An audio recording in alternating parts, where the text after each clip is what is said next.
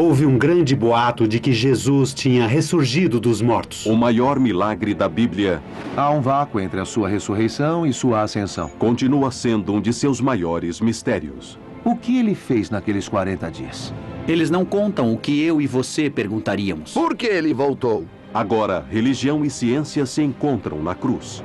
Naqueles 40 dias aconteceu muito mais do que os evangelhos nos contam. Ele diz como superou a morte. Uma nova investigação dos 40 dias perdidos que desencadearam a fé cristã. Vamos ao assunto e ver o que realmente aconteceu. O que ela revelará pode impactar a fé de milhões. Jesus, os 40 dias perdidos. O Novo Testamento da Bíblia. A fundação do cristianismo. E seus 27 livros culminam em 2 eventos milagrosos no centro da fé cristã: a ressurreição e a ascensão de Jesus Cristo. A ressurreição, a ascensão, são o que nos dizem que Jesus é quem ele diz ser. Eu sou a ressurreição e a vida. Jesus era mentiroso? Era um grande enganador? Ou era quem disse ser? Não vale a pena ter uma fé cristã se essas coisas não aconteceram. Tudo depende disso. Outras histórias da vida e do nascimento de Jesus são cheias de comentários. Há conexões feitas, há explicações dadas. Quando você chega na ressurreição, tudo é ligeiro. Não tem firulas. Por que passariam capítulo após capítulo após capítulo detalhando coisas na vida de Jesus, quando o importante é que ele se ergueu depois de morto? Mas eles não contam nenhuma história sobre isso. Continua um mistério. O Novo Testamento diz claramente que o que aconteceu nos 40 dias não está incluído no Evangelho. Durante séculos, os descrentes perguntam: como é possível que uma fé inteira seja baseada em tão pouca informação? No Novo Testamento, Jesus Cristo volta à vida e anda pela terra por 40 dias. No final desses 40 dias, ele sobe aos céus. Na imaginação, a maioria das pessoas pensa nele voando da tumba, falando com algumas pessoas e depois indo para o céu.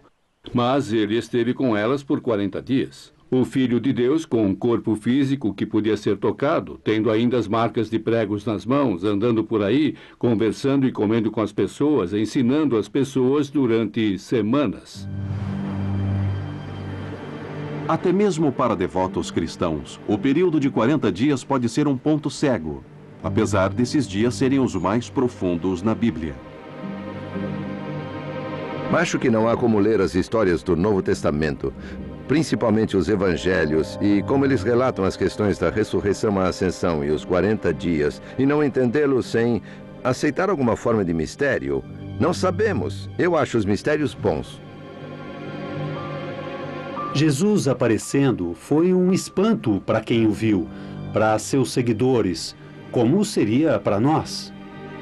Esse não era um tempo mágico em que coisas estranhas aconteciam. Era um tempo como o nosso de hoje, em que as pessoas não voltam dos mortos. As pessoas não voltam dos mortos, elas morrem e ficam mortas desde o início dos tempos. É isso que acontece. Uma questão óbvia é levantada. Por que 40 dias?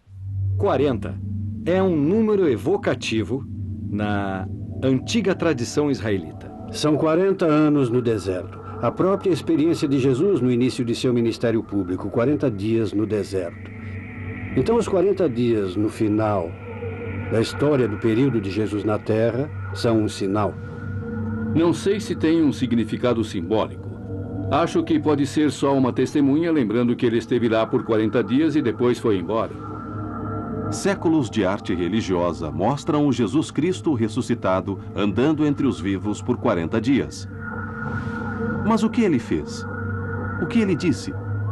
As principais fontes de nosso conhecimento sobre Jesus, Jesus de Nazaré, que andou nessa terra, são os evangelhos, Mateus, Marcos, Lucas e João. Mas além do Novo Testamento, há outras ferramentas e materiais que podem ajudar a esclarecer essas profundas crenças cristãs. Entre eles, o artefato mais reverenciado e controverso da cristandade, o Sudário de Turim. O Sudário de Turim é um pedaço de tecido de 4,5 metros por 1,10 metro, que tem a imagem de um homem crucificado, a frente e o dorso. Há sangue nele, e acredita-se que esse foi o tecido que cobriu o corpo de Jesus Cristo. Em 2010, depois de uma década de pesquisas no Sudário de Turim, o artista em computação gráfica Ray Downing chegou às manchetes do mundo todo por aplicar a mais moderna tecnologia de informática à imagem do homem crucificado no antigo tecido. Se for real, ele é uma testemunha de um evento impossível. E os eventos impossíveis não devem deixar rastros. Mesmo assim, podem existir. É um possível registro da verdade da fé cristã. O corpo de Jesus Cristo no momento de sua ressurreição.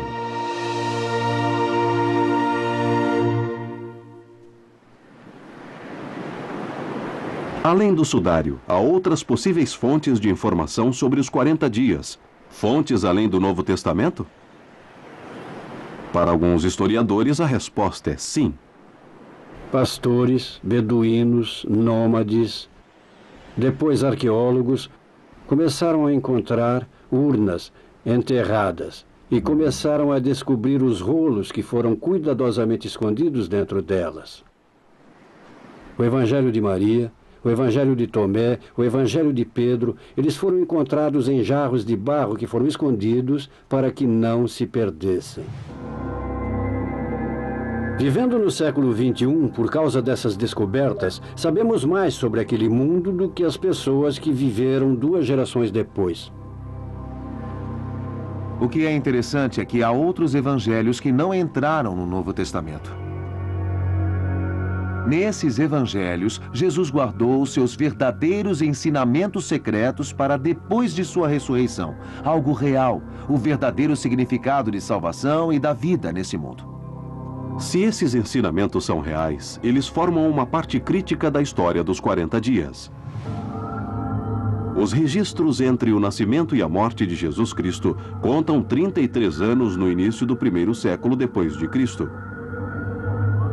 No Novo Testamento, por 40 dias depois de sua morte, Jesus Cristo ressuscitado faz 6 aparições-chave, começando em Jerusalém e indo até o norte da Galileia. Jesus apareceu em vários momentos e em vários locais.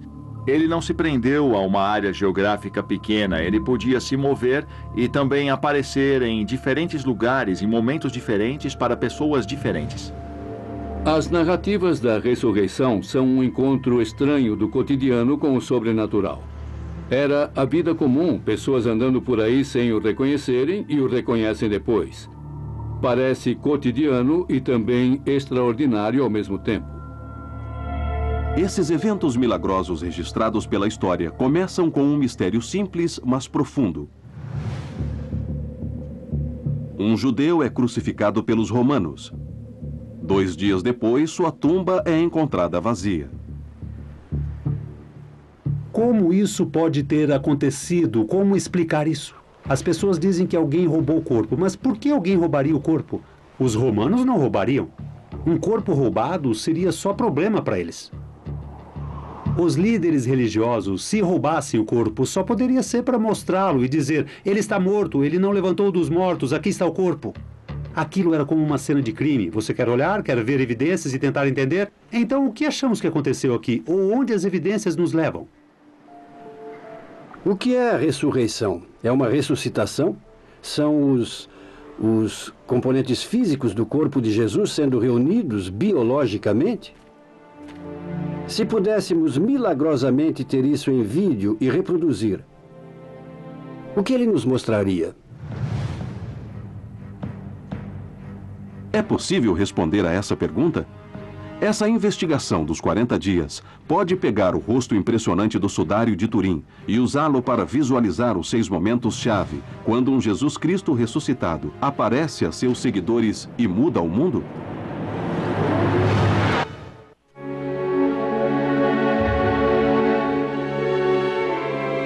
De acordo com o Novo Testamento, Jesus Cristo passou 40 dias na terra depois da ressurreição. Os autores escreveram pouco sobre o que ele fez e disse nesse período. Onde começar uma investigação desses 40 dias aparentemente perdidos? A ciência definiu o que constitui um evento histórico. Ele precisa de um observador. Na ressurreição, não havia um sequer. Mas a ciência pode permitir a um observador, se foi criado um registro permanente acessível o suficiente, tornar esse evento histórico real. Felizmente, há uma relíquia que representa esse evento: o Sudário de Turim. Se ele é genuíno, precisamos entender o que ele presenciou. Muitos cristãos acreditam que ele presenciou o corpo de Jesus no momento exato da ressurreição. Se tiverem razão, o sudário é um documento único para visualizar as 6 aparições-chave do Cristo ressuscitado durante os 40 dias. Passamos um ano construindo o verdadeiro rosto de Jesus, construindo esse modelo, extraindo informações do Sudário de Turim. Ele aparece por menos de 1 minuto. Jesus pisca e volta à vida. Isso deu certo. Mas acontece que você quer ver ele vivo de novo. Não é esse o objetivo da história? No Novo Testamento, os 40 dias perdidos começam com uma mulher, a primeira pessoa a encontrar o Jesus Cristo ressuscitado. Por que uma mulher? Que interessante Jesus aparecer primeiro para uma mulher. Isso é bem incomum. No tempo de Jesus, as mulheres não podiam nem testemunhar no tribunal, não eram aceitas como testemunhas.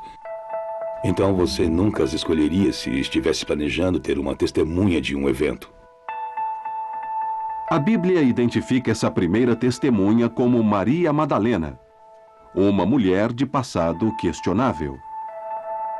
Maria Madalena é uma dessas mulheres míticas. Ela foi usada como uma tela na qual foram projetadas fantasias imensas durante 2000 anos. Ela é mais lembrada na imaginação cristã como a prostituta arrependida. Ela é associada ao pecado, principalmente o pecado sexual e a prostituição. Até mesmo na língua inglesa, Madalena é sinônimo de prostituta. E claro, na lenda moderna, Maria Madalena se torna amante e esposa de Jesus, e no Código da Vinci ela tem um filho dele. Madalena é uma figura estranha, de certa forma, porque tradicionalmente as pessoas diziam que ela era uma prostituta, mas mesmo assim Jesus a escolheu. Eu não imagino os autores da época, os homens daquela época, inventando uma história dessas. Isso dá muito crédito a ela. Por que Jesus faria isso? O conteúdo de um texto antigo descoberto no Egito no final do século XIX oferece uma nova perspectiva que ainda não obteve aceitação universal: o Evangelho de Maria Madalena. O Evangelho de Madalena dá um retrato de Jesus visto por ela. Mostra Madalena como líder da igreja e íntima de Jesus e uma pessoa que tem uma sabedoria que não está disponível para mais ninguém. No Evangelho de Maria Madalena, Pedro, o discípulo, diz a ela: Irmã, sabemos que o Senhor a amou mais que qualquer outra mulher. Por que não nos conta algumas coisas que ele disse que podemos ter ouvido? Então Madalena fala e o choca, dizendo: Pedro, vou contar algumas coisas que foram escondidas de você. Pedro fica muito irritado. Deve ser por isso que ela não está no Novo Testamento. A maior importância de Maria Madalena no Novo Testamento é que ela vem com Jesus da Galiléia até Jerusalém no final de sua vida e ela observa a crucificação. Nas tradições, ela é quem vai à tumba no terceiro dia e a encontra vazia. 2 dias depois de Jesus Cristo ser retirado da cruz e enterrado, Maria Madalena vai à tumba. Maria Madalena vai sozinha. Ela fica lá na tumba e procura por Jesus. Não sabemos por quê, mas ela está lá e é insistente. Então ela chega lá e a pedra foi afastada. Isso não faz sentido, não é? ela percebe que Jesus não está na tumba. Então ela corre de volta para contar aos discípulos, Pedro e os outros: olha, a tumba está aberta. Bem, o papel que ela tem nesse drama é o de mensageira. Ela conta aos outros e, a princípio, não acreditam nela. Para os apóstolos traumatizados que estão escondidos das autoridades que crucificaram Jesus, a notícia é aterrorizante. Não há dúvidas de que os apóstolos, como seguidores de Jesus, como conhecidos seguidores de Jesus, estavam morrendo de medo. O que tinha sido uma situação perigosa, agora era uma situação muitíssimo perigosa. E eles correram para ver. E parece que ela foi junto. Esses dois homens chegaram na frente da tumba, olharam e viram que ela estava vazia. E foram embora. Então correram de lá e Madalena fica para trás. É claro que é aí que Jesus aparece primeiro, depois de ressuscitado. É um dos momentos mais importantes da cristandade. De acordo com o Novo Testamento, a primeira das 6 aparições-chave de Jesus depois da ressurreição e o início dos 40 dias perdidos. Sem Madalena, sem a seguidora, sem aquela pessoa, nada disso seria possível. Alguém tem que olhar e examinar o impossível. Anos de pesquisas e estudo de religião, ciência e tecnologia, tudo leva a um único momento, uma tentativa de representar um dos momentos mais impressionantes na história registrada. O instante em que um Jesus Cristo ressuscitado é revelado diante de outro ser humano.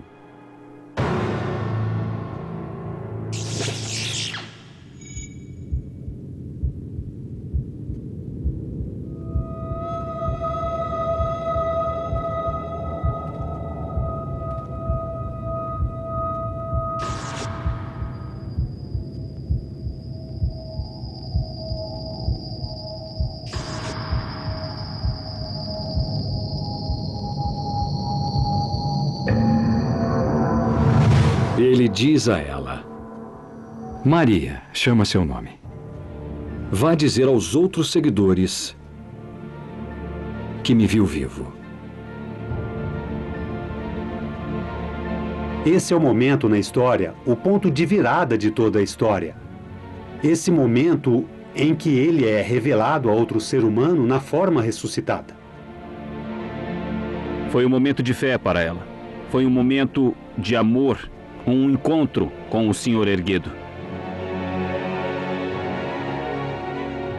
Não está parecendo mais um sudário, não é? Que transformação, é. Mas o sudário está por trás disso, porque isso é o mais perto que podemos chegar do que Jesus parecia. Você acha? É isso aí, isso está no centro de tudo. Bom, é o início dos 40 dias. É. Menos uma, faltam 5. Isso. Em algumas horas, haverá outro encontro milagroso. A aparição número 2 na história dos 40 dias entre ressurreição e ascensão.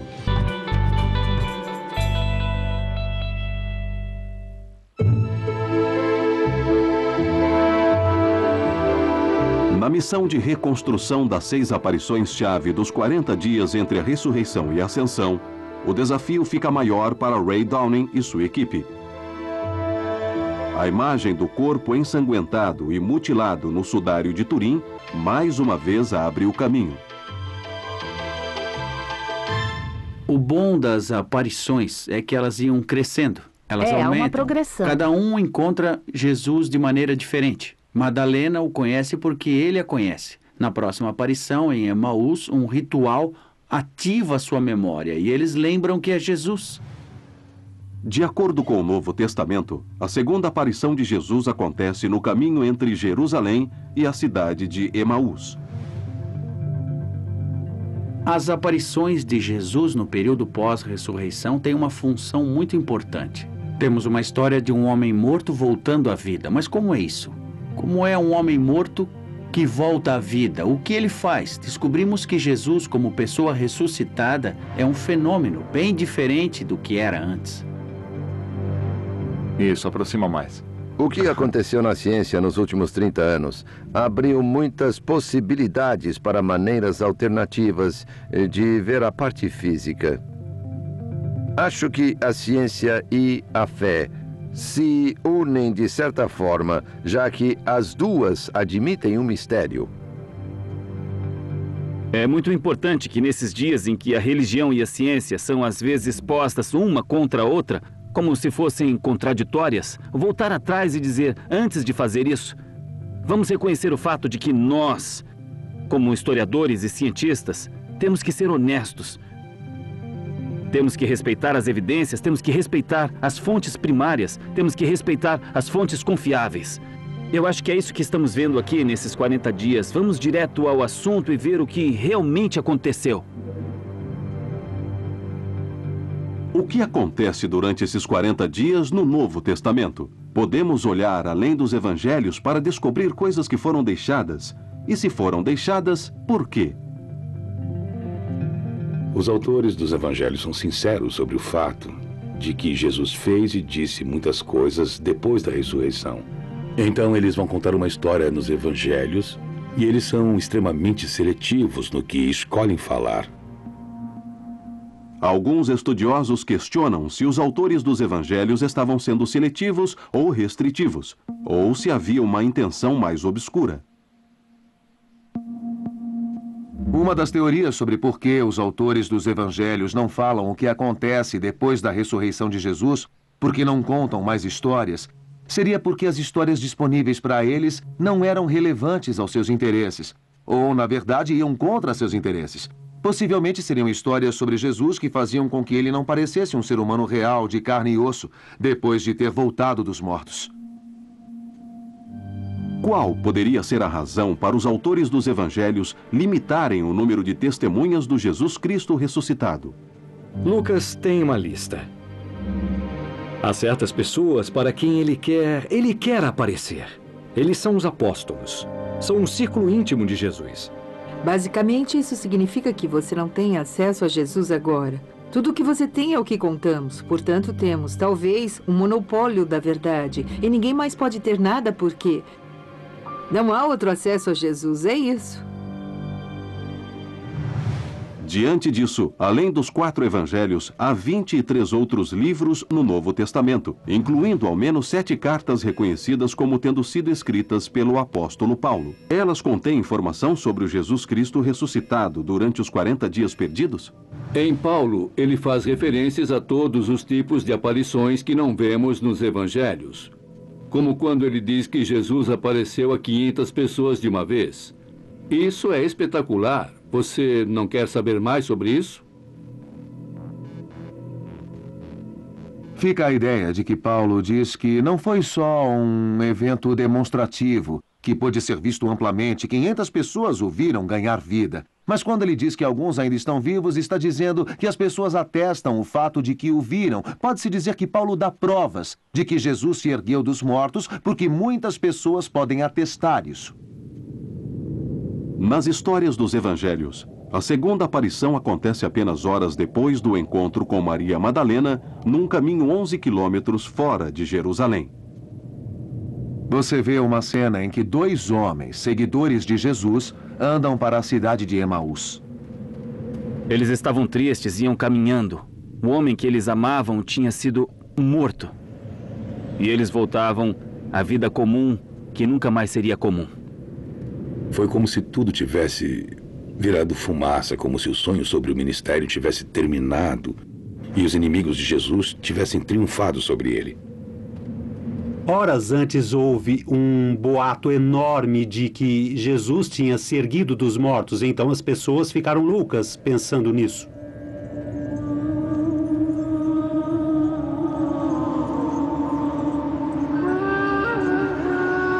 Um estranho se aproxima.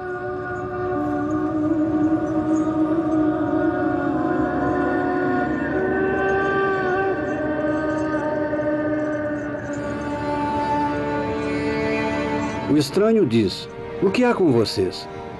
Por que estão melancólicos?" E eles dizem: "Você é o único que não sabe o que aconteceu?" Onde esteve? Escondido debaixo de uma pedra? Esse estranho pergunta a eles: então o que aconteceu? A resposta foi: tínhamos uma esperança e ela foi desfeita. É enorme a decepção por Jesus ter sido crucificado. Como tudo chegou a isso? O estranho começa a explicar a eles por que o Messias tinha que morrer. Ele dá uma aula sobre Bíblia no caminho. Esses discípulos têm a chance de ouvir uma interpretação do significado da crucificação, que Deus prometeu um Messias que tiraria os pecados do mundo, que esse Messias tinha de ser crucificado e precisava voltar dos mortos no terceiro dia. Mas a história tem uma virada surpreendente. Sem que soubessem, eles conversavam com Jesus Cristo.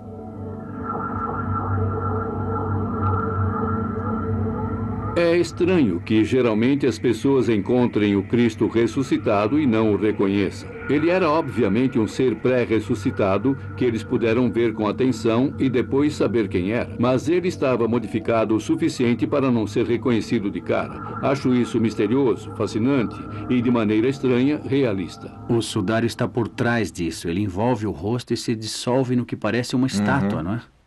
E as texturas? Eu quero ter essa sensação embrionária. O Jesus Cristo ressuscitado está prestes a se revelar aos homens no caminho para Emaús. A segunda de suas 6 aparições-chave durante os 40 dias. Ray Downing, mais uma vez, recorre ao rosto do sudário de Turim para dar vida àquele momento milagroso. Enquanto a investigação dos 40 dias continua, um Jesus Cristo ressuscitado está prestes a se revelar a seguidores insuspeitos que acreditam que ele esteja morto. Os 3 companheiros de viagem se abrigam durante a noite. Chega a noite e dizem: bem, o dia está terminando. Tem uma estalagem aqui. Entre, venha sentar à mesa conosco. Eles ainda não sabem quem ele é. Jesus pega o pão, o abençoa e parte. Eles estavam sentados comendo juntos. A história conta que eles o reconhecem à mesa. Eles reconhecem Jesus não por causa do rosto, não porque ele os reconheceu. Eles reconhecem Jesus de maneira diferente, vendo o que ele faz. Quando Jesus reparte o pão no caminho para Emaús, os discípulos o reconhecem. É uma alusão ao que aconteceu alguns dias antes, na última ceia. Aqueles senhores estiveram na última ceia, ou a última ceia foi tão significativa que as notícias sobre ela se espalharam desde a quinta-feira anterior por toda a comunidade cristã. E essas pessoas reconhecem Jesus por ele repartir o pão. Para Ray Downing, o rosto do sudário de Turim é a ferramenta indispensável para dar vida à segunda aparição do Jesus ressuscitado, levando observadores ao coração do milagre.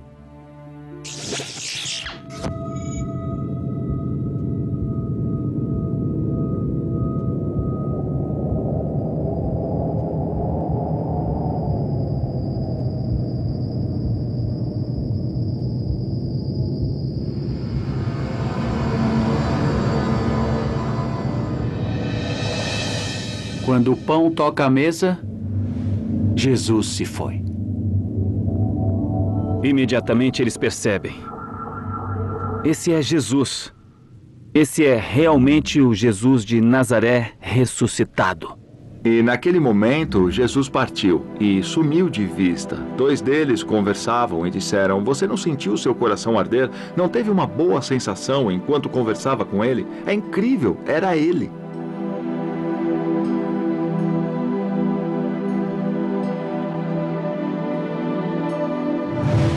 Um último enigma intrigante nessa segunda aparição depois da ressurreição. Por que Jesus escolheu se revelar desta forma? É na repartição do pão que vemos quem é Jesus. E Jesus é o corpo que tinha que ser partido, o pão partido na última ceia. E nesse momento eucarístico, na repartição do pão, é que você vê quem é Jesus. Alguém, em algum ponto do dia, em algum lugar, está fazendo esse ritual. Não há refeição que tenha durado tanto quanto a última ceia.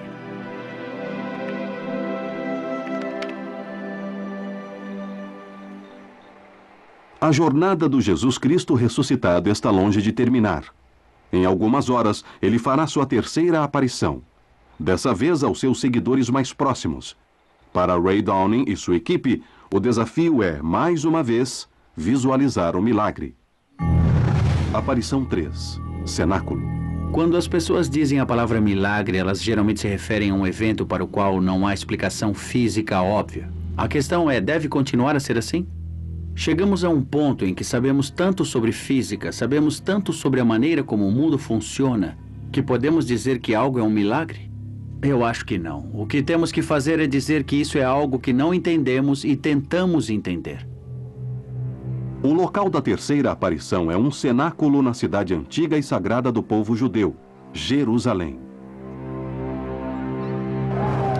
Jerusalém foi o marco zero da violência imperial por 1000 anos. Os grandes impérios do mundo antigo tinham disputado, guerreado frequentemente naquela mesma região, naquela cidade. Era uma cidade cheia de tensões políticas, pronta a explodir a qualquer minuto. Nos dias depois da crucificação, temendo por suas vidas, os homens que ficariam conhecidos como apóstolos se escondem. Podemos imaginar qual seria a atmosfera do cenáculo. Todo mundo sentia uma grande pressão. Não existia esperança, não existia futuro. Tudo em que acreditavam tinha acabado. A experiência do luto é poderosa em nossas vidas. E eu sei disso. Como pastor, eu vejo pessoas que caminham ao lado do caixão de alguém querido. E os olhos que eles viam, lindos olhos que os entendiam, agora estão fechados. Isso é ampliado se os olhos que olhavam os seus eram os olhos de Jesus. Imagine do que estamos falando. Estamos falando sobre tirar pregos dos pés e das mãos de alguém que você ama, cujo rosto estava ensanguentado, inchado, que tinha as costas cortadas. Isso é incrivelmente medonho. O luto se abateu. Eles não sabem como ficam agora sem ele, pelo terrível fracasso de sua missão, depois que tiveram que vivenciar a crucificação, e a sua própria culpa, porque todos o abandonaram. Não foram só os romanos que mataram Jesus, foram os amigos mais íntimos que fracassaram, o abandonaram e até o negaram. A ideia de que ele pudesse estar vivo simplesmente não existia. Eles o viram morrer de uma morte incrivelmente brutal, então não havia possibilidade dele voltar. Isso não existe. A devastação deles é intensificada pelo histórico político da época. Uma guerra romana de um século contra o povo judeu, combatida desde o tempo do nascimento de Cristo até a era em que a história dos 40 dias foi escrita. A crucificação era uma arma psicológica naquela guerra. O sofrimento intenso e grotesco da crucificação não foi só dele, era comum. Qualquer um que resistisse ao jugo romano era crucificado. E o objetivo da crucificação era essa característica grotesca, extrema e sádica. Sabemos que foi uma morte lenta, uma morte miserável. Os corpos dos crucificados eram deixados apodrecendo nas cruzes, para que todos vissem o que aconteceria se resistissem. Era uma maneira de controlar a mente. E era profundamente eficiente. Roma tratava a crucificação como uma forma de anúncio ao público, com intenção de dizer, nem pense em se rebelar. Jesus e o povo de sua geração nasceram sob a sombra dessa violência. Esse é o destino que os discípulos temiam. Mas esses homens que temiam por suas vidas estavam prestes a temer por suas almas.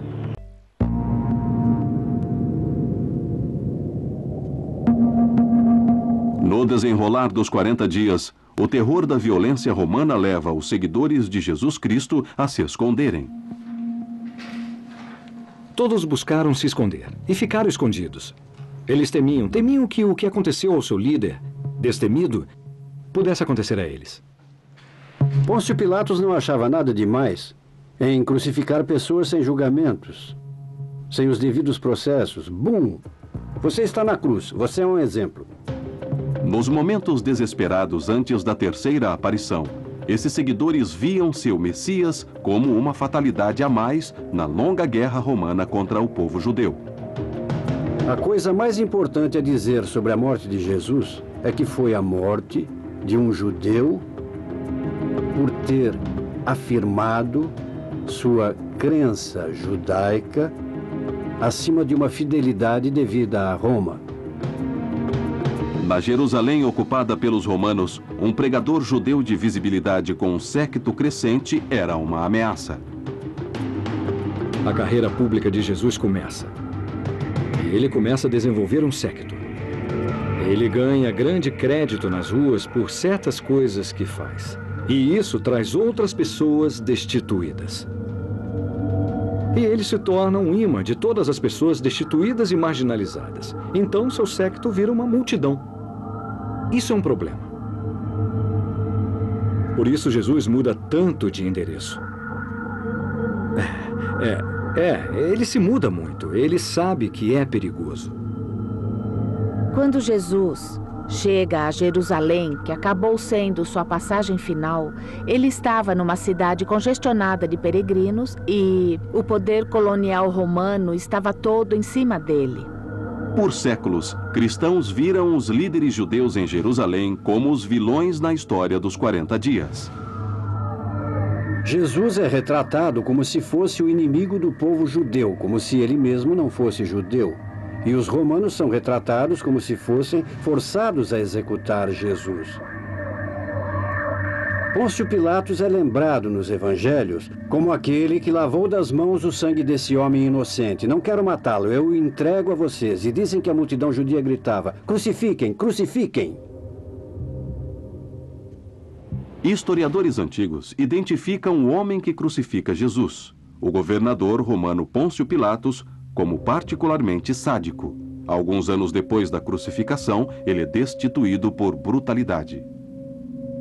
Dizer que um administrador romano deve ser destituído pelo que chamaríamos de violência policial é bem extraordinário. Aquele era um regime imperialista brutal, que não tinha pudores em matar muita gente. Roma lutou contra os judeus por mais de 100 anos. A história do Cristo ressuscitado e dos 40 dias é escrita no exato momento em que as tropas romanas levam sua guerra para as ruas de Jerusalém, destruindo o templo e matando milhares. Foi a guerra romana, mais que qualquer outro fator, que formatou a história de Jesus. Ler os evangelhos de Jesus, sem referência à selvagem guerra romana que se desenrolava enquanto eram escritos, é equivalente a ler o diário da menina Anne Frank, sem qualquer referência ao Holocausto. É a execução de seu líder naqueles tempos de terror que leva os discípulos a se esconderem. Mas seu medo está prestes a ser transformado. Ray Downey e sua equipe tentam capturar o momento em que esses homens são modificados para sempre.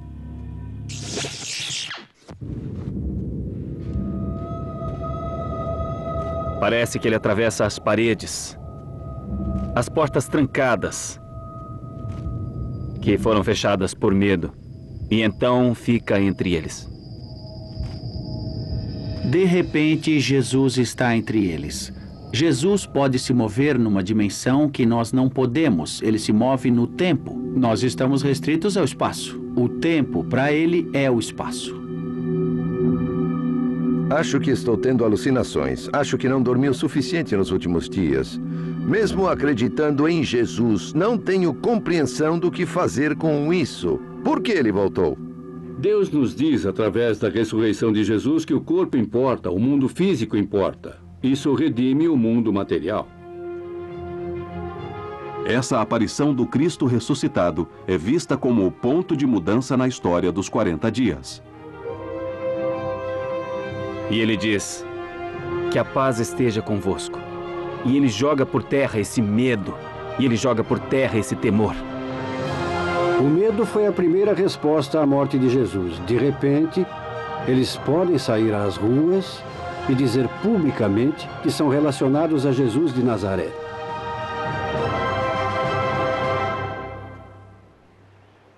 Resta um discípulo ainda a ser convencido: Tomé.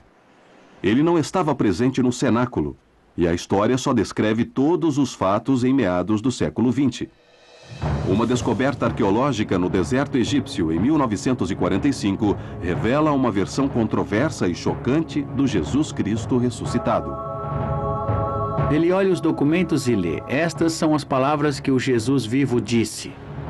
E eu, Dídimo Tomé, o gêmeo, as escrevo. Quem puder compreender o significado dessas declarações não vivenciará a morte.